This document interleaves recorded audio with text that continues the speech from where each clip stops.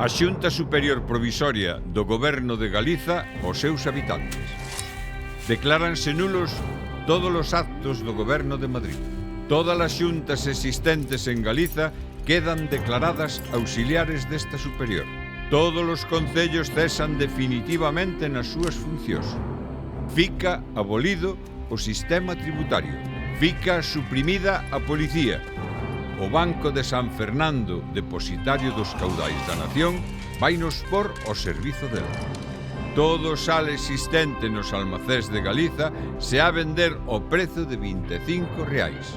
Unha comisión da Universidade de Santiago a propor reformas en armonía coas doutrinas do libre ensino.